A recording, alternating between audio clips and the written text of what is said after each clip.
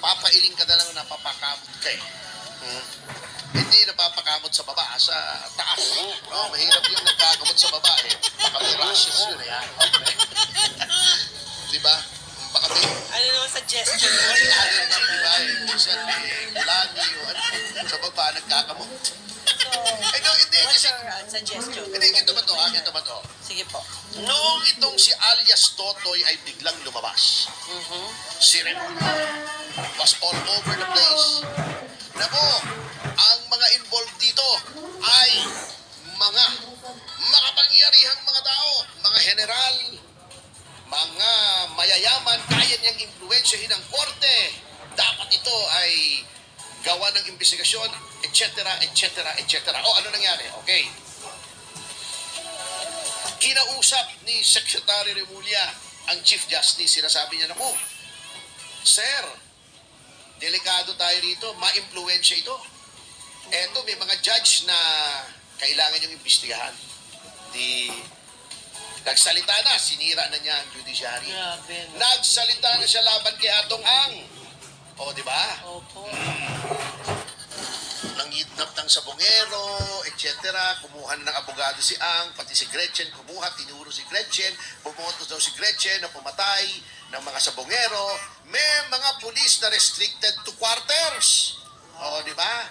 May tinuro ng mga general, katulad ng si Estomo, yan, etong si Malinaw, Colonel J. Orapa, di ba? Nagpa-interview to si Totoy. Kung sino-sino tinuro, pati yung sa PCSO, yung retired Judge Felix Reyes. Tinuro niya, in-involve niya, di ba? Nasira pangalan nitong mga to. Ending.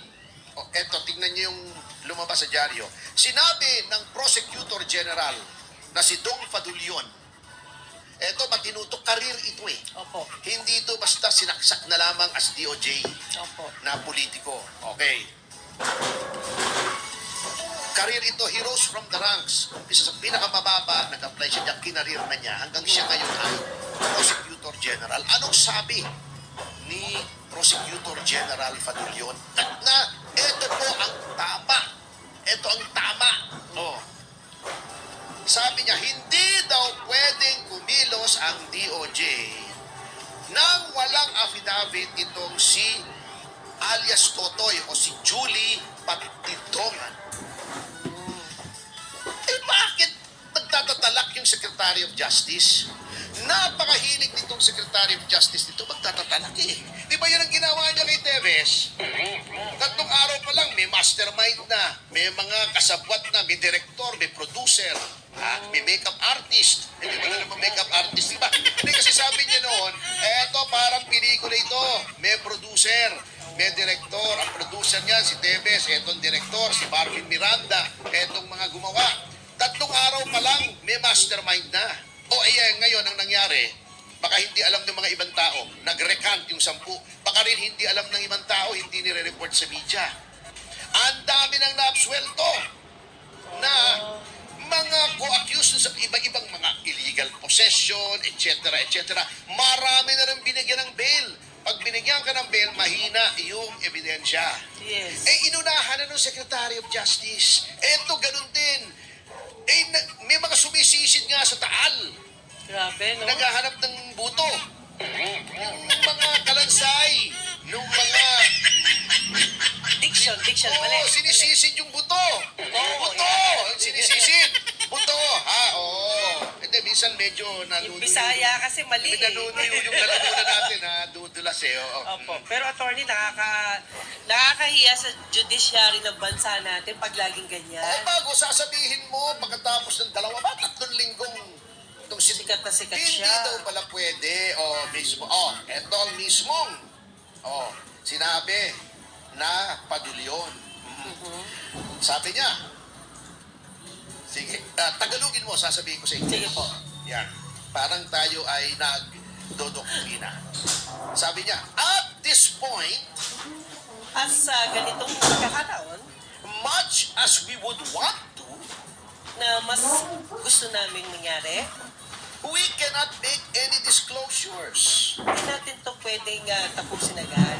because all these revelations Dahil sa mga sinabi nito, which are being made ay ginawa, have to be ay dapat mailagay sa tamang proseso or submitted to us na pwedeng ibigay sa amin in the form of affidavits, sa pamamagitan ng affidavit and we have yet to see it. Hindi, at dapat makita namin hindi to. pa pala nakikita. And if and when we do see it, At kung kailan namin ay pwedeng makita ito, we still have to evaluate. ay dapat namin busisiin muna. Bakit nagsalita na yung Secretary of Justice? Wala pa palang affidavit ito. Interview lamang. This is lousy criminal investigation. Super lousy. Bago, gusto pang maging ombudsman.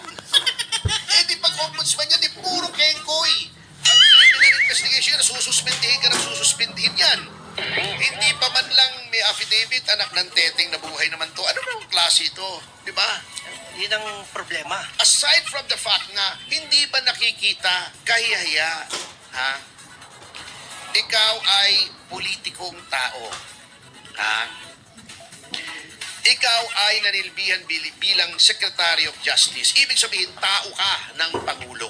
Opo. Ikaw ay may mga anak, mga kapatid na politiko at nasa gobyerno. Pupunta ka sa ombudsman, iimbestigahan mo ang graft. Anong gagawin mo kung halimbawa yung nangyari doon sa anak niya? Yun ang inaakusahan. Anong gagawin mo? Paano kung si Secretary John Vic Remulla ang inakusahan ng anomalya? Paano kung yung anak mong congressman? Anong gagawin mo? Sabihin na natin, hindi ko sinasabing pagtatakpan ni Boying Remulla. Narito kasi ako sa kanila ni John Vic. Mga mali. Ni Boying Remulla. Sabihin mong matuwid na ang ganyang gagawing investigasyon. Halimbawa, si John Vic, inimbestigahan niya. Wala naman talagang nakitang pagkakamali. Dinismiss niya. Opo. Yung kredibilidad mo ang problema. Yun. Kaya tama yung pagka-dismiss na yan. Kaya mali, pagdududahan ka. Tama. May partido ka. O, di ba? Yung yung magdiwang ba yun? Yung sa Cavite, local party. O, kaalyado mo. Let's say, yung vice-gobernador na ang vice-gobernador yata anak ni sino itong natalo? Si Budots, si Bong Revilla. Kapartido mo yan. Anong gagawin mo? O, di ba? Hindi po maaari. Dating kasama mo sa gabinete, tao ni Presidente, pinaimbestigahan, the First Lady, kung ano man yun. Hindi ko sinasabi, at theoretical ito, ha?